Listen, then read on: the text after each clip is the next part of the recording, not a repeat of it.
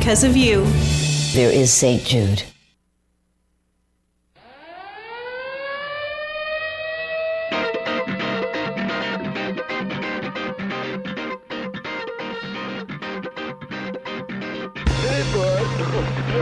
Now it's time for Toker Talk Radio, the voice of the marijuana nation. What are you people? On dope? Where you can toke. I inhale frequently. Or you can talk. I experimented with marijuana and didn't inhale. Or you can toke and talk. 10 federal criminal penalties for possession of up to 1 ounce of marijuana. While we talk about toke on Toker Talk Radio. So, by the way, when it comes to pot, if you're 40 years old, you live in a log cabin in Oregon, you got 12 giant pot plants in your backyard, have a ball. Live from beautiful Portland, Oregon at Rolla J Studios. Hey, this is great. Just not cannabis.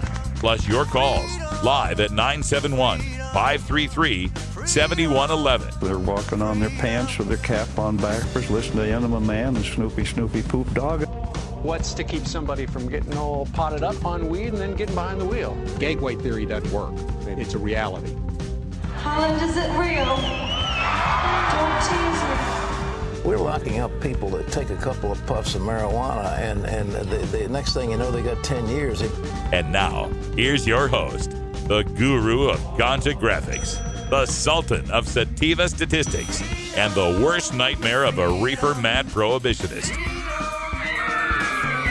A polite, perspicacious, productive pothead with a propensity for PowerPoint. Radical Russ Belville. All right, welcome back, tokers and tokettes and non-toking lovers of liberty. It is show number 700 here at Rolla J Studios in beautiful legal Portland, Oregon. It's hard to believe we're at show number 700. We began this journey back on June 4th, 2012. Russ Belville show number 1. Prior to that, I was the host of Normal Show Live, and that was the podcast that I did for Normal that evolved out of the Normal Daily Audio Stash. And between the Daily Audio Stash and Normal Show Live, I produced 908 shows for Normal. And so this is show 700. And when I left Normal, when I was escorted out of Normal, so to speak, and began this independent deal, I kind of made it a bet with myself, almost a challenge to myself, that I would do more shows independently than I had produced with Normal, with a paycheck. And that was, quite a challenge at the time, because when I, started on this back in 2012, there was no paycheck. There was no money coming in for this. And, just starting fresh and supporting myself solely off of my writing and just kind of going all in on this. And it's been a hell of a ride. 700 shows later, the radio network and the show are self-sufficient. They just run themselves and they're all paid for and everything. And any other sponsorships, advertising, or donations I get are now actually paying my bills. So it's worked out. I can't believe it. And of course, I have you to thank. Longtime listeners. Some of you have followed me. Some of you were listening to Chris Goldstein do the Daily Audio Stash before I did it and have followed since then. So some 1,608 shows later, you're still here.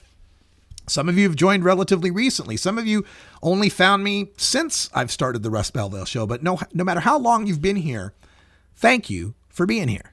I can't tell you what it means to me knowing that you're out there listening. And from time to time, I get to meet you folks. And it's just so cool when someone comes up to me, and it happens almost every event I do now, and they say, man, I listened to your podcast and it really helped me. And they'll say, like, win an argument or explain to somebody a law or explain to somebody something about medical marijuana or debunk some reefer madness myth their uncle at Thanksgiving told them or whatever, right? I get this response from you guys and it's wonderful. I'm glad I could help. I'm a nerd. And I'm fascinated by marijuana policy and now even more so drug policy now and prison reform. And it's just morphed into all sorts of things. And I love sharing it with you. This is the best job I've ever had. It doesn't ever feel like work, even though I can sometimes put in 12 to 14 hour days doing it. God, don't even get me started on the travel days sometimes where I'm up for 24 hours at a time. But I wouldn't trade it for anything. It's just amazing to me. It's fascinating to be surfing this wave of legalization as it's starting out here in the West, and it's going to flow toward the East, and we're going to free so many people. And as a part of that, we're trying to put together, with Cannabis Radio, a nationwide legalization tour. And so we're looking for sponsors. If you're interested in getting your materials distributed nationwide at presentations all across the country, have your logo festooned on our RV with the vinyl, kit that we're going to put on it, then let me know. I'm Radical Russ everywhere. You can find me. Send me a note through whatever social media or at Gmail. And if you want to be a sponsor of this thing, we're talking nationwide, like starting next February and going until the election, and touching every one of the lower 48 states. And I might even fly to Alaska and Hawaii too sometime during that time. So we're talking truly nationwide coverage.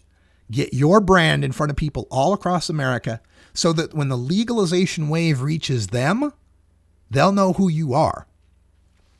Also, I want to make an announcement that we're finally able to announce. This comes from the offices of Cannabis Radio.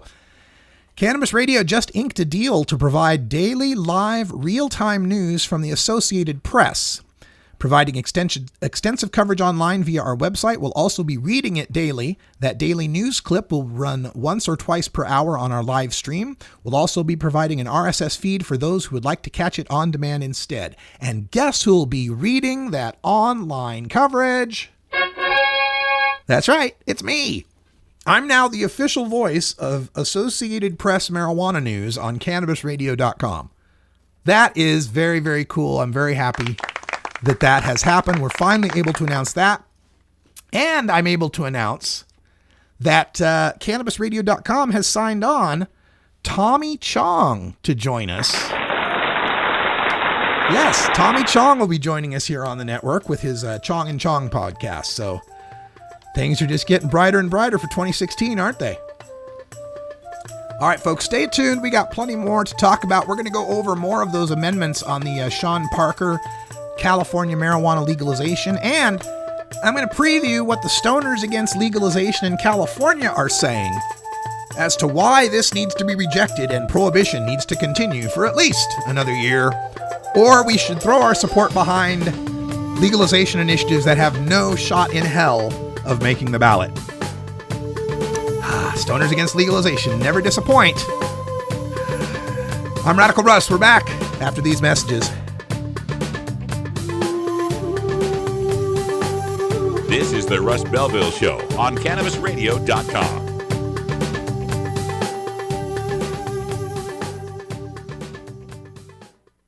The son of a Polish immigrant who grew up in a Brooklyn tenement, he went to public schools, then college, where the work of his life began, fighting injustice and inequality, speaking truth to power.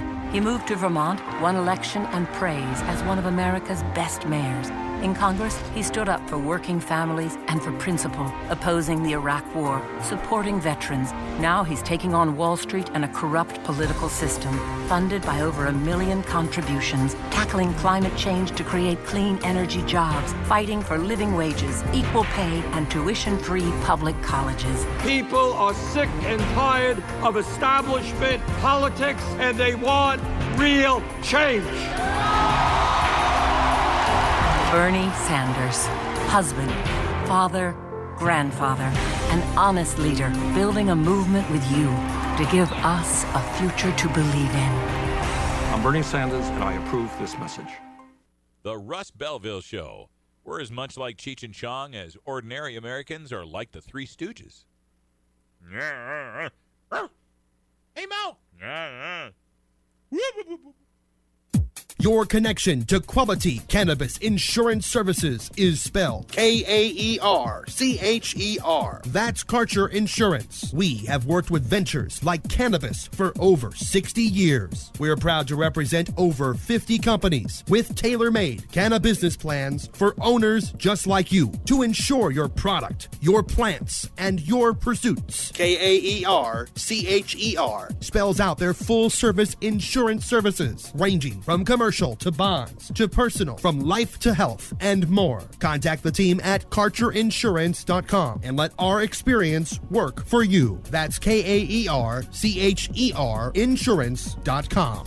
Contact Karen and the team at Karcher Insurance at 1-844-421-3560. That's 844-421-3560.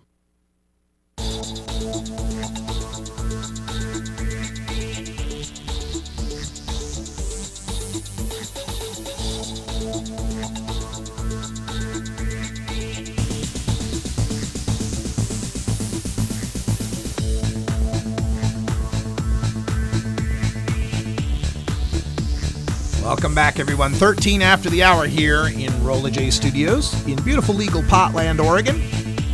Thanks for being here.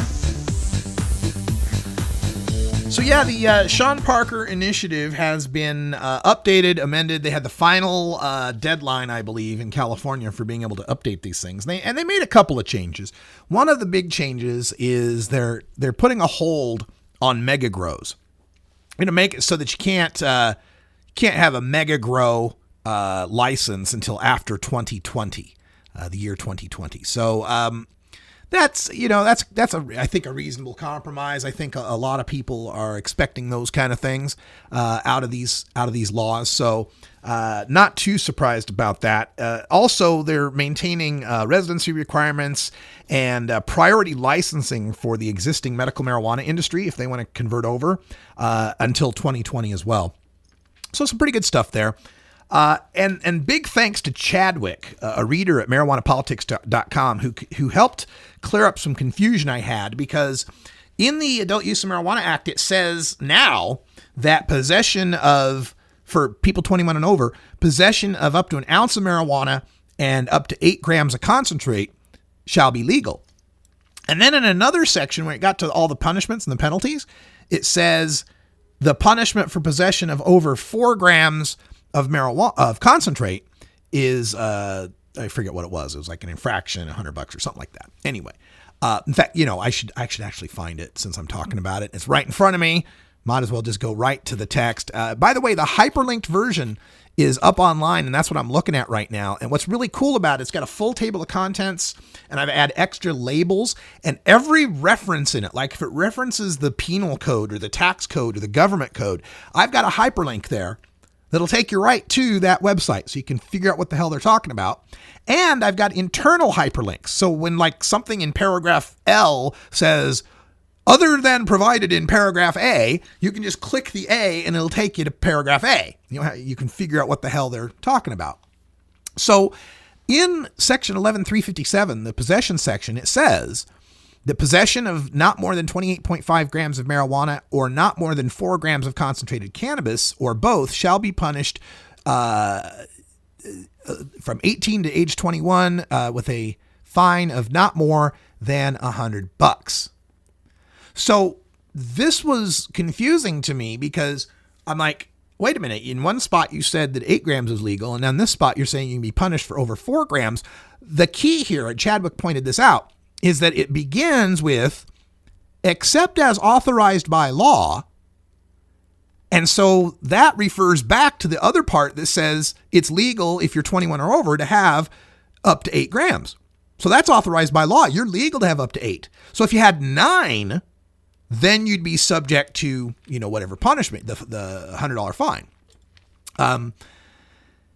But what it makes it here now is because of that except by authorized by law, people over 21 are protected up to 8 grams. People 18 to 21, 18 to 20 years and 364 days, right? 18, 19, or 20 years old, they get the infraction for 4 grams or more. So now that kind of makes sense to me, because there's also a spot down here in section B that says if you possess more than 4 grams of concentrated cannabis, people 18 or over who possess more than 4 grams of concentrated cannabis shall be punished by imprisonment in the county jail for a period of not more than 6 months or a fine of not more than $500. So what that's telling us here is if you're 18 to 20, you can get jail time for that possession over 4 grams. If you're 21 or over, you have to have 9 grams or more to be, if I'm understanding this correctly, if that's because that whole except as authorized by law makes it kind of an interesting thing. So we'll update that. We'll have the latest updates of that on the document that I have produced. And please download that, share that, and I'll keep updating it as I get more of these corrections. But I'm already starting to hear from the stoners against legalization. And it's amazing to what lengths some people will go to find fault with a legalization initiative. And I'm talking people writing 2,000-3,000 word treatises on, it's a piece of shit, it's the worst thing ever. So here's some of the crazier shit that I'm hearing lately. First one is that it's too long. The regulations are too long. Yeah. Like, what difference does how long the regulations are make? California's Prop 215 was notoriously short, and look what a clusterfuck that was for however long. Look what a patchwork of bans and moratoriums and cases resulted from that because it wasn't long enough. How long an initiative isn't the question. Sometimes an initiative being longer is good because it's gone into more detail and covered more things. So that's a ridiculous reason to oppose something, is because it's too long. Because then you got to think, well, how long is too long? Now, the Secretary of State version is like 60 some odd pages. My version, because I space it out and I tabbed it out, I make it a lot easier to read structure wise. My version runs 90 pages. So how short should an initiative be to qualify then? That's the question that you have to wonder. If it's too long, well, then how short should it be? 2 pages? Is 10 pages too long? Is 20 pages too long? The other crazy thing I've heard lately is that Sean Parker is some sort of CIA stooge. I'm serious as a heart attack, people. This is coming across my Facebook feed already.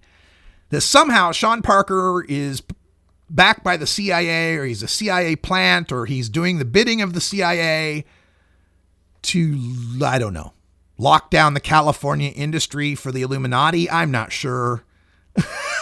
I don't get it, man. I just don't get it. So people out there, and then of course you get the garden variety complaint. 6 plants isn't enough. 6 plants per residence. And we here in Oregon are like, hey, we only get 4. Shut the fuck up. Right? But anyway, 6 plants per residence. Oh, that's that. You could never grow it. Look, the initiative allows you to possess all of the results of your harvest. In Oregon, we get 4 plants and 8 ounces. Hey, bud. Let's party. If you're any sort of decent grower, you should be able to get at least 4 ounces off of a plant. 6 plants times 4 ounces is 24 ounces. 24 ounces is 1.5 pounds of marijuana. I don't know how many adults you got living in your house where 1.5 pounds of marijuana every 3 months isn't going to do you, recreationally speaking. Hey, happy 420, everyone, from the Pacific Time Zone. We're back right after this.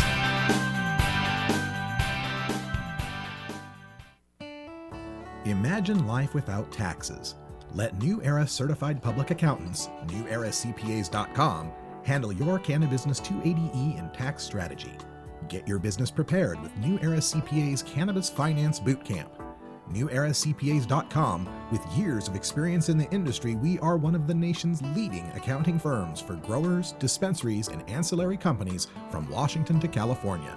NewEraCPAs.com. The Russ Belville Show, where the truth about marijuana gets more than a minute to speak. Get.Buzz. .Buzz is the internet platform that fuels community interest, excitement, and new experiences. .Buzz is the premier online destination for internet users seeking the latest news on a variety of topics. .Buzz appeals to groups active in blogging, communications, journalism, advertising, and marketing. .Buzz offers registrants a stronger alternative to the shrinking namespace of existing top-level domain names, such as .com, .net, and .org. Get your name now at get.buzz. Georgia. Hi, this is Willie Nelson. Alcohol prohibition didn't work in the 1920s, and marijuana prohibition isn't working today. It's time we stopped arresting responsible marijuana smokers. It's the fair thing to do. For more information, contact NORML, the National Organization for the Reform of Marijuana Laws. Call toll-free 888-67-NORML or visit their website at norml.org. This is the Russ Belville Show on CannabisRadio.com. MJWellness.com, the largest medical marijuana community in the world. Connect with thousands of patients, doctors, industry leaders, and businesses through shared personal experiences along our worldwide network. Discover new therapies and benefits with content tailored to you. Come grow your network on MJWellness.com. You're not alone. Your wellness matters. Learn, live, and thrive. Check out MJWellness.com today.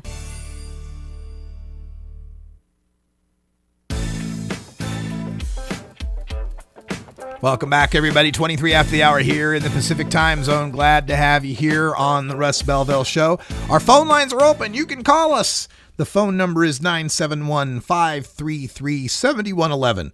And if everybody who disagreed with me and said they wanted to debate me would call, those lines would be lighting up like crazy. But for some reason, they're always afraid to call. They'll make all sorts of brave threats on Facebook, on Twitter, on the social media and such. But when it comes time to actually debating the stuff, they never seem to call. It's funny to me. Anyway, we're going over the Sean Parker initiative to legalize marijuana in California, recently amended. And folks, let's be realistic. This is what's going to be on the ballot. Sorry, folks. I know there's some of you out there that are fans of the MCLR, Marijuana Control, Legalization and Revenue Act, or whatever the hell it stands for. I know there's a ton of you out there that are fans of the Jack Harrer initiative, the long time, legalized 12 pounds, 99 plants, free all the pot prisoners, no hardly any taxes. I mean, I know you love it. I know you love it. And to be honest, I love it too. It would be the best if we could get that on the ballot and pass it. Oh my God, it would just be utter marijuana freedom. Would love it. But let's be realistic, folks. California is huge. As Donald Trump would say, it's huge. And it takes a lot of money just to get on the ballot. It takes millions and millions of dollars just to get on the ballot. And as far as I can see, none of the rest of these groups have millions and millions of dollars. The Sean Parker initiative has at least 3 billionaires funding it. Now, the original Compassionate Use Act was passed that way too, with the funding of billionaires, right? So you got Sean Parker, the Napster guy. You got the Pritzker family, a couple of the heirs from the Pritzker family. They're the Hyatt Hotel heirs. They're like the Paris Hiltons you've never heard of, right? They're billionaires. You got Justin Hartfield from Weed Maps, a multi-millionaire. It's got the money. And now it's got the institutional backing. It's got DPA and MPP, sniffing around it, looking like they're going to endorse it. It's got the head of Law Enforcement Against Prohibition, the deputy director of Students for Sensible Drug Policy behind it. It's sure to get endorsed by NORML. So it's got all the institutional support it needs. It's got all the money, more than enough money that it needs. And the California battle is going to need a lot of money because I'm telling you, there's going to be big money coming in from the other side. You're going to see some Sheldon Adelson money. You're going to see some Charles and David Koch money. You're going to see some money from some of these highly conservative people that know that once California goes, it's over. It's done for. This is their Waterloo, their Antietam. This is their last stand. And it's going to be a huge battle. And there's going to need to be millions and millions of dollars spent to refute their ads and to spread the message. And a lot of people, outside of California think California is all hippy dippy sun and light, right? You don't realize how conservative California can be. Also keep in mind, the monthly pot smoking rate in California is somewhere like 6 to 7%. It's not that high. Oregon's in your like 10% range, 11% range. You get to Alaska, it's 15% range. Vermont's like 12%. California doesn't really have a great concentration of pot smokers. It's a huge state with 39 million people in it. And a lot of them live in the Orange County area, the Inland Empire, Fresno, Central Valley, all these places that are very conservative. So it's not a slam dunk to pass California. And you guys out there that are thinking that you can put 12 plants and 99 plants and 12 pounds on the ballot and prevent any sort of local option control, you get, even by a miracle it made the ballot, the first attack ad that would come out would say, "This act will allow your neighbors to be able to plant their entire backyard in smelly cannabis plants and possess enough marijuana to smoke a half ounce every day." And just see how far that initiative would get. I mean, I love some of these other initiatives. I love some of the ideas in them, but we need to be realistic, need to be pragmatic, need to understand California needs to coalesce behind one initiative. And this Sean Parker initiative is fine. Compared to all the other legalizations out there, it's pretty darn good.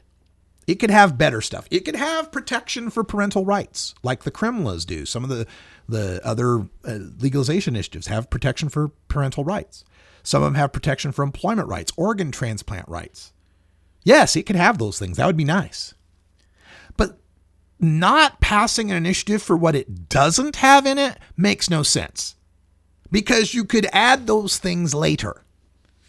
Once marijuana is a legal commodity in the state of California, the whole industry's growing around it, it's going to be a whole lot easier to pass some sort of employment protection, some sort of parental rights protection, medical rights protections. We can add those. You don't vote against something for what it doesn't have in it. You vote for what it does have in it. Now, people complain the 6 plants isn't enough. 6 plants just isn't enough. For what? What? How much weed do you need? Right? You get the right to home grow. At least you're not Nevada, where Nevada is going to pass a legalization that if you live within 25 miles of a pot shop, you can't home grow. At least you're not Washington, where nobody can home grow. 6 plants ain't enough. Keep 1 plant as a mother plant. Keep 2 plants that you grow into harvest, and keep 3 seedlings. There. Is it perfect? Is it easy? No. But it's doable. And keep in mind, when we're legalizing marijuana, even if you want to violate that law, it's going to be harder to bust you. Even if you think 6 plants ain't enough and you want to go with 12, it's going to be harder to bust you.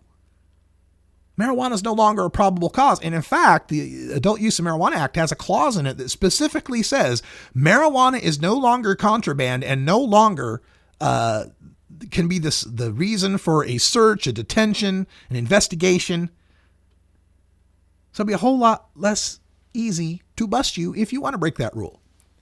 6 plants ain't enough. Come on now. What other problems do we have with the MCLR here? The Adult Use of Marijuana Act. Okay, so 6 plants, public possession. Oh, some people are upset that it's adding an open container law. It's adding a law that says that if you're in the driver's seat or passenger seat and you got an opened container of marijuana, then you get a fine, like a $250 fine or something like that. Just like, open container of alcohol. And how people will read this as, this means you can only have marijuana in a state bag that's been sealed. And I don't think that's the way it would actually work out. I think you could have all sorts of sealed containers. I think if you went in and bought your marijuana and then you put it in a case that has a locking front on it, and then you put that in your trunk or you put that in your glove compartment, I think think you'd be okay. Now, I will give the disclaimer, I'm not a lawyer and don't take this as legal advice, but I really think it's overblown what these people fear about open container laws. I think what it's really about is just making sure that if you're smoking pot while you're driving and then you get pulled over and you swallow the joint, but you still have a baggie of marijuana sitting there, that they have something to go on. And look, I don't want to get in the debate about, I'm a better driver when I'm stoned and, there shouldn't. I agree that the fear over stoned drivers is way overblown and that many of us drive just fine. Even actively smoking pot, we can drive just fine. But that's not the world we live in as far as what people are going to support at this point. So we need to be, pragmatic on this thing. I think one of the best parts of this Adult Use Act, and it's following in the footsteps of these other acts that are going out in the other 4 states, Massachusetts, Maine, Arizona, and Nevada, is designating pot lounges. Now, it doesn't say there will be pot lounges, but it says that a locality can allow for the on-site consumption of marijuana, can license specifically designated public places. And that to me sounds not just like pot lounges, but you could actually have a festival and maybe have an area, and it might have to be, fenced off and out of public view or something because public toking is illegal. But maybe this could have on-site consumption for, festivals and stuff. Now, the pot lounges aren't legal in Washington. They're a felony. And they're amending the Clean Air Act here in Oregon to basically make it impossible to have a pot lounge. So we may end up with 9 legal states and Washington, D.C. by 2017, after the election. And out of those 9 legal states, there'll be 3 of them that don't allow pot lounges: Washington, Oregon, and Colorado. And Colorado's still questionable whether they're going to allow them or not. So it's about time Pacific Northwest gets on the ball here and understands that you can't legalize a right for people and then provide them no way to enjoy that right. It smacks of the poll taxing in the Reconstruction era. Yes, black people, you have the right to vote, but we're going to make all sorts of ways that you can't actually exercise it. So yeah, we gotta deal with that. The other thing that I heard from some of these stoners against legalization was being upset that it was illegal to blast hash oil with volatile solvents. What kind of political naivete do you have to think people would vote for legalization that didn't restrict exploding hash oil blasting? What is the only real negative story about marijuana these days that gets any traction is some idiot open blasting BHO or PHO and blowing up the neighborhood's apartment complex, the house, the garage, the hotel room, the bathroom at the gas station, wherever the hell it might be happening. Those are the kind of negative stories that stick with the public. And they're like, the exploding shit, that's bad. I don't mind people smoking pot, but when they start blowing up the house next to me, that's a problem. How do you really expect there to be legalization that doesn't ban people from using explosive gases in residential situations without a license? That's insane. I know, I like these bans. I want you to have a license to blast BHO. All right, we're going to take a break. We'll come back with more of this talk on the Sean Parker Initiative and your calls at 971-533-7111. I'm Radical Russ. We're back right after this.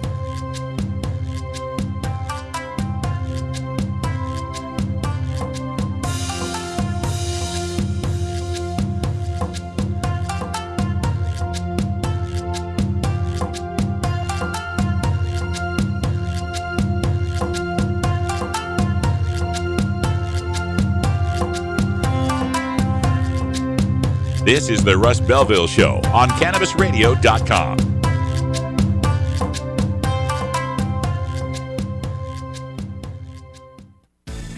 At Herbie's Cannabis Seeds, we pride ourselves on bringing you the best quality seeds from the world's most respected cannabis seed producers, all at the lowest online prices. You can find Herbie's Seeds at herbiesheadshop.com. All cannabis seeds are sold as souvenirs and as a means of preserving cannabis genetics. Herbie's Seeds in no way intends to condone, promote, or incite the use of illegal or controlled substances. We strongly urge all prospective customers to check their national laws prior to placing an order. Herbie's Seeds at herbiesheadshop.com. Proud sponsors of the Russ Belville Show and 420 Radio. Get the latest updates on the Russ Belville Show by following Radical Russ on Twitter and liking the Russ Belville Show on Facebook. You know Herb Thrasher from the Herb Thrasher Flower Hour. Now get ready for Herb Age Designs for the proud cannabis consumer. Herb Age Designs, lifestyle gear for the 420 friendly. Herb Age Designs, we've got Frisbee golf discs and durable hemp gear. Herb Age Designs, we've got shot glasses, drinking glasses, coffee mugs, and beer cozies. Check us out on Facebook and online at herbagedesigns.com. And follow Herb Age and Herb Thrasher on Twitter.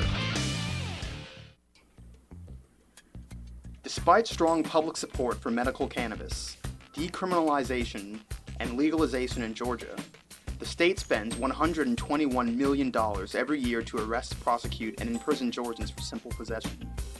Each year, the state of Georgia spends less on driver services, agriculture, and forestry combined.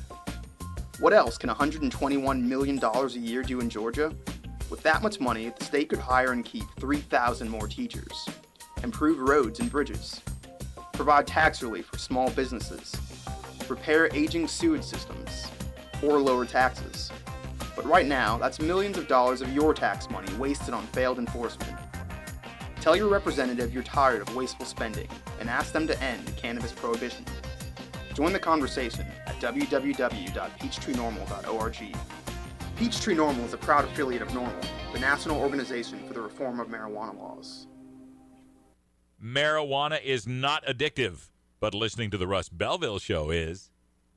Great websites today need expert web design and development and need to be e-commerce ready and mobile friendly. But building a marketable and profitable website can be an uphill climb. Ready to make your new website or replace your existing website? Think Orange as the new way to get in the black. Orange Hill Development works with Fortune 500 companies and offer the same top quality development service at a fraction of what other providers charge. Brands like Absolute, Carlsberg, and Nestea trust Orange Hill Development. Find out why you should trust your website with Orange Hill. Contact Orange Hill for a consultation today at orangehilldevelopment.com.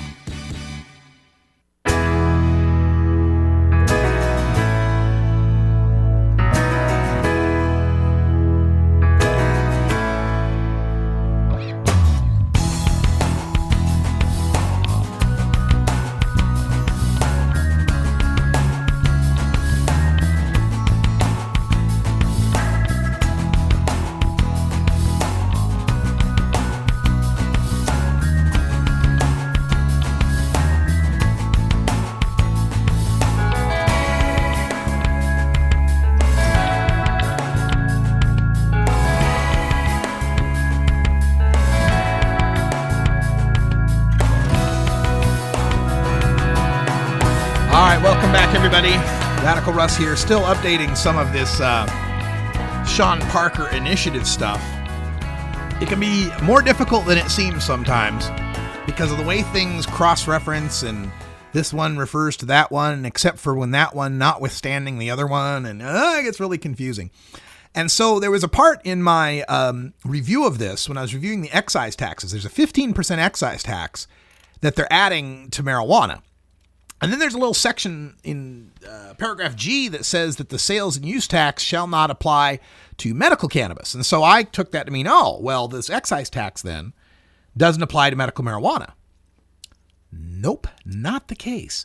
It's referring to part 1 of the tax code, which isn't a part of this initiative, which I didn't check out. And this part 1 is just your general sales and use taxes.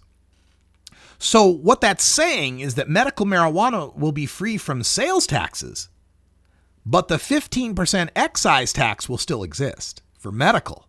So we're going to have not only 15% excise, but also that $9.25 per ounce flower tax. So it's going to jack up the price of medical marijuana. So that's part of the complaints we're getting from the stoners against legalization as well.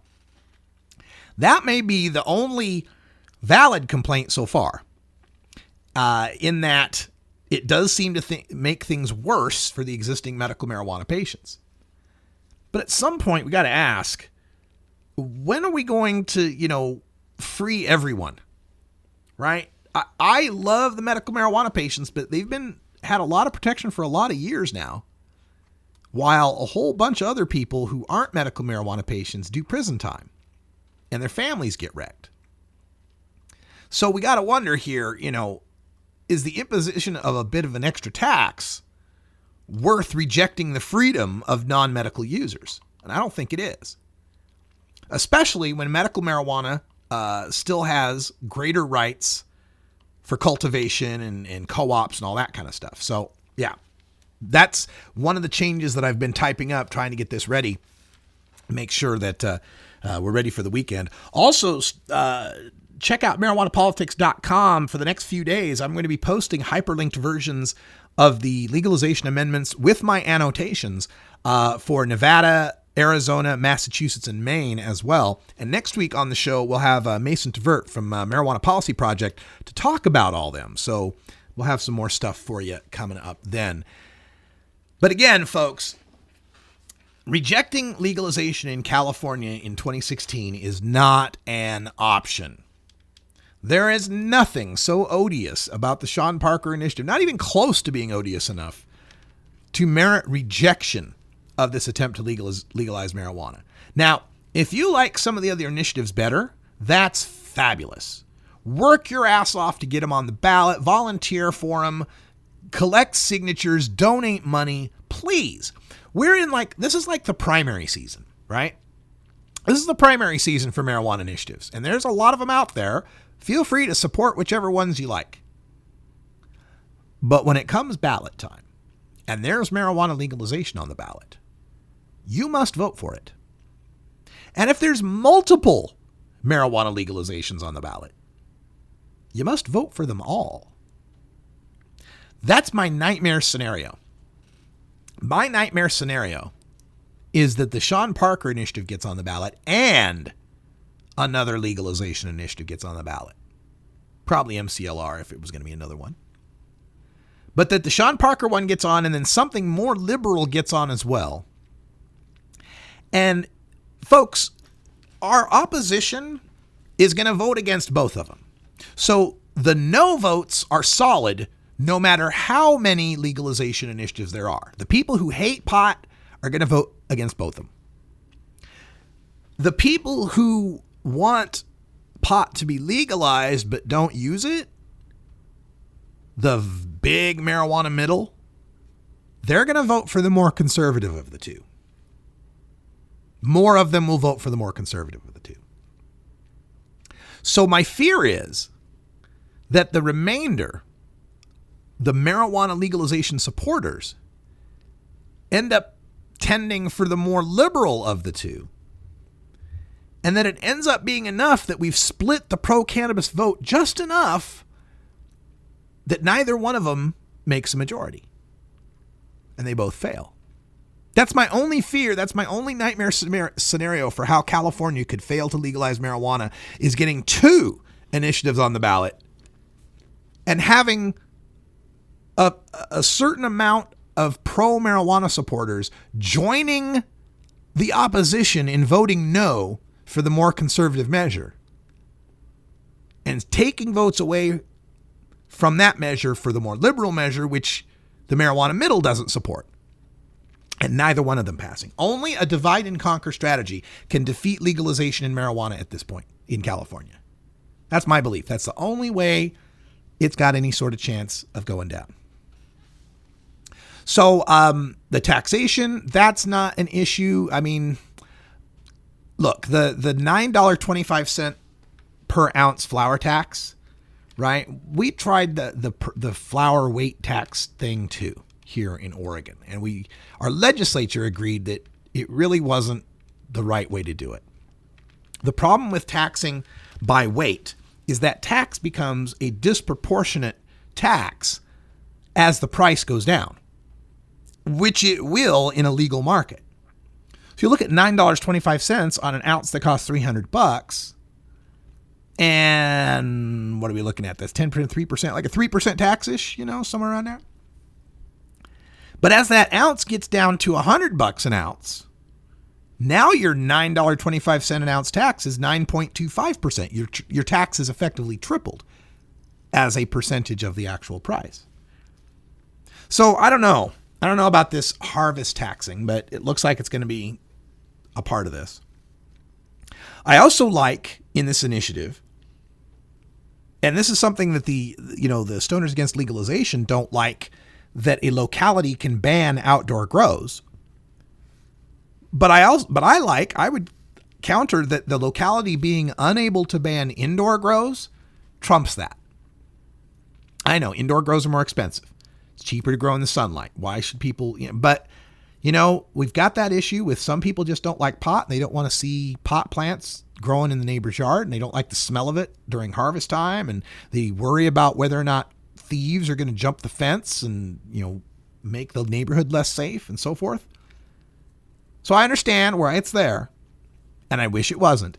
And there is a clause that says once the federal government deschedules marijuana, that the counties can't ban, the localities can't ban outdoor grows. So I also don't like that the Adult Use of Marijuana Act gives the authority, and this is in the amendment, they added the authority for localities to completely prohibit licensees. They added that authority for these localities to completely prohibit licensees. And that's, if I remember correctly, that's not with a vote of the people. That's just a complete prohibition. Let's check the document here. That's under the local control, I believe. Where do we find local control? It's in here somewhere. There's local controls, limits, local enforcement in Chapter 20. So yeah, nothing shall be interpreted to supersede or limit the authority of a local jurisdiction to adopt ordinances for licensees, requirements to reduce secondhand smoke, or to completely prohibit the establishment or operation of one or more types of businesses licensed under this division within the local jurisdiction. And I see nothing in this that requires a vote. So yeah, it looks like they can just completely ban marijuana licensees. At least here in Oregon, if your county voted for Measure 91 or not against Measure 91 at 55% or more, there has to be a vote. But apparently in California, they're just going to allow them to ban any type of marijuana business. But that same chapter gives localities the option of allowing pot lounges.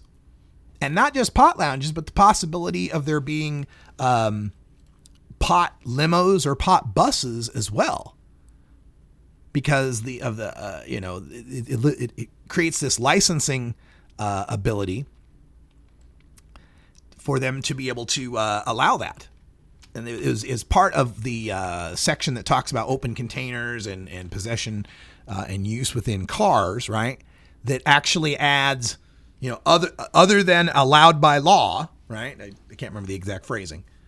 So yeah, it could be possible that you could have 420 tours. You could have, pot buses and stuff. I'm sure they probably make it so that the driver has to be, blocked off from the passengers or something like that. But that's good news.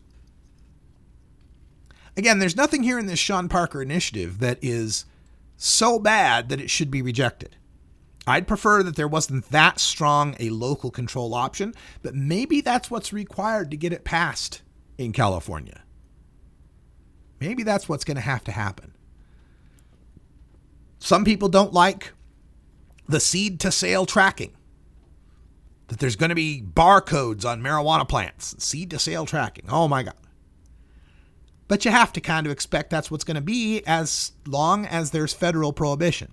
And as long as the Cole memo says we need to do everything in our power to prevent diversion to other states, there's going to have to be some sort of inventory and control. And so this is not outside the realm of the acceptable. Some of the objectionable things in the Sean Parker initiative have been taken out. It used to have really broad language that basically made anybody in the Department of Consumer Affairs a police officer, and the DCA was going to regulate all the pot shops, And so any DCA minion could come to the pot shops and at any time inspect them. Because it said something to the effect of, at any time the licensee is enjoying the privileges of the license. Well, if you've got inventory at your pot shop and you're storing it there at 3 a.m, you're enjoying the privilege of your license and they could come and visit you. Well, that's been changed. All that's been changed so that they've got a specific, it's more specified who is allowed to be an inspector, and that they have to do it like reasonable business hours, that it has to be reasonable. So that gives a little bit more protection. There also used to be a thing in here that gave the bounty of all of the local prosecutions to the local prosecutors. So it kind of incentivized them to go after people, kind of incentivized them because, hey, we can make money off of prosecuting this guy, right? Well, now they can't really make any money. They can only break even. So we're unable to stream live. Yeah, so they just made it so it's just a break even kind of thing. And that's why, that's a good amendment, right? That way we don't have the incentive so much to just go after people on a witch hunt trying to make money for the locality. Hey, folks, that sound means it's time up. We're done. That's it for the week. Thanks for joining us. Coming up at the top of the hour, stay tuned for Stoner Jesus. You'll laugh, you'll cry, you'll probably burn in hell. Stoner Jesus coming up next on CannabisRadio.com. For everyone here at Cannabis Radio and at Rolla J Studios in beautiful legal Portland, Oregon, I'm Radical Russ. Until next time, take care of each other, tokers.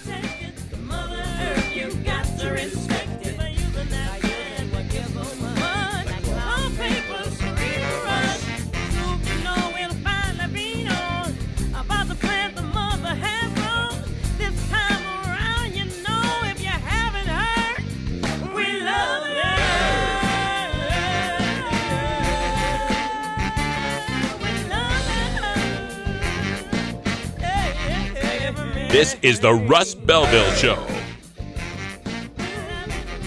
The Russ Belville Show is blogging and podcasting daily at RadicalRuss.com. You take a seed, you plant it, you grow it, you dry it, you roll it, you smoke it. You take a seed, you plant it, you grow it, you dry it, you roll it, you smoke it. You take a seed, you plant it, you grow it, you dry it, you roll it, you smoke it, and it goes down smooth. Every Wednesday, we like to take a look at the latest cannabis science with Dr. Mitch Earlywine, who's an associate professor of psychology at the State University of New York at Albany. Dr. Earlywine, welcome back to the Stash. Great to be on the show. You sent me a great new study that I thought we should talk about. This one's quite interesting. We're always taking a look at marijuana and teens, and of course, at Normal, we do not endorse the use of marijuana by anyone under the age of 18, except for, medical purposes. And we're always looking for strategies for parents to be able to use to help their kids in this world where we have drugs like marijuana that they'll need to deal with. And this study was quite interesting because it had to do with the meal times in the family and how that might affect someone's marijuana use. Tell our listeners a little bit about this one. This is a really hip new study that came out in the Journal of Adolescent Health, and the first author, Mila Eisenberg, is at University of Minnesota. And a lot of folks have heard about, the family mealtime may be a buffer against a lot of bad things. And in correlational research all done at the same time, you do find that families that have meals together more often do seem to have kids with fewer negative consequences in a number of domains. But it was always done just at one time. Now, this is one of the first to have a long-term follow-up, and in fact, they followed these kids up 5 years later and found that the ones who had at least 5 meals a week with their family were the ones who were much less likely to use not only cannabis, but also the dreaded cigarettes and alcohol, which I was also really happy to see. The curious finding, though, was it only seemed to work for the girls. So the boys don't seem to have the same buffering effects from having a meal with the family. And we're still unclear about the mechanism exactly, and it looks like this may be partly, mediated by just the idea that there's more family supervision here. Obviously, if you're spending more time with your kids, you've got an opportunity to hang out with them and an opportunity to watch what they're doing. But in my heart of hearts, I feel like that even more than that, you're just giving them an opportunity to engage in a lot of alternative behaviors. Although they weren't measured in this study, I think families that eat together, especially with their adolescent kids. The adolescent kids are more involved in making decisions about the food and actually participating in the meal, cooking, cleaning up, and things along those lines. So you're certainly filling that time with a behavior that's potentially incompatible with getting drunk, smoking cigarettes, or getting high. And I just feel like it's a really neat kind of thing that's relatively easy to add to anybody's daily life. Yeah, the family mealtime. I think it's interesting though that they found this effect of the family mealtime for the females, but not for the young males. Any ideas on why this wouldn't affect young teenage boys? I think, in fact, when I talk to my friends who have teenage boys, they say a family meal with a teenage boy is he comes in, basically inhales all the food there is in a minute and a half and is out the door.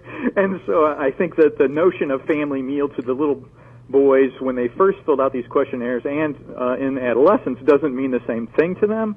And I was actually thinking, well, what really is going on for them? And in fact, the same kind of buffers that they might be interested in that could encourage supervision are some of the alternative behaviors. So if they're having an opportunity to play sports with family members or to go camping, building stuff, little odd jobs around the house, and things where really they can just hang out at home and have a better connection with an adult, we are seeing nice buffers from just a nice relationship with even one adult seems to be make the difference between problem use and just experimentation with a number of drugs for the boys. And I feel like the outcome measures may be the other issue here, because experimentation with drugs is, in a sense, more normative for the boys. They're just more likely to give it a try.